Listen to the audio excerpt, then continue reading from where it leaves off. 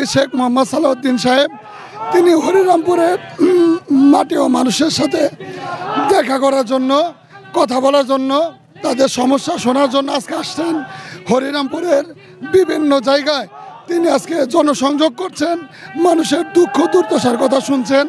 তিনি আগামী দিনে নির্বাচিত হলে ইনশাআল্লাহ হরিরামপুরের ব্যাপক উন্নয়ন সাধনে তিনি কাজ করবেন। আমাদের প্রার্থী আমাদের সাথে আছে শেখ মোহাম্মদ সালাউদ্দিন ভাই, ওনার সাথে আমাদের এই দলগুড়ি মার্কার যে প্রতিজ্ঞা, যে হরিরামপুর এবং সিঙ্গারের সর্বস্তরের মানুষদেরকে আমরা ইনসাফ ভিত্তিক কিছু করতে চাচ্ছি। আমরা ইসলামী জোটের একক প্রার্থী হিসাবে আমি মানিকগঞ্জ 2 আসনে আমি প্রতিদ্বন্দ্বিতা করব।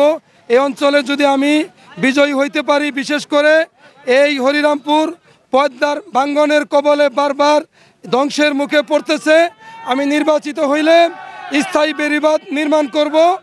আর যদি নির্বাচিত হইতে পারি, সংখ্যালঘুদের জানমাল ইজ্জতের নিরাপত্তার জন্য আমি কাজ করব।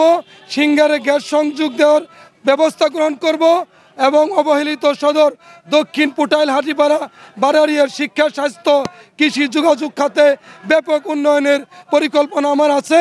এবং হেমায়তপুর থেকে যে রাস্তাটা মেন রুট সিঙ্গারের, এই রুটকে 4 লেনে উন্নীত করব এবং দ্বিতীয় পদ্মা সেতু পাটুরিয়া ঘাটে, এই পদ্মা সেতুর দাবি আমি পার্লামেন্টের প্রথম অধিবেশনে উপস্থাপন করে এই অঞ্চলের মানুষের, দুঃখী মানুষের মুখে হাসি ফোটানোর জন্যে, গরিব দুঃখী মানুষের উন্নয়নের জন্যে যত ধরনের পদক্ষেপ গ্রহণ করা দরকার ইনশাল্লাহ আমি পদক্ষেপ গ্রহণ করব।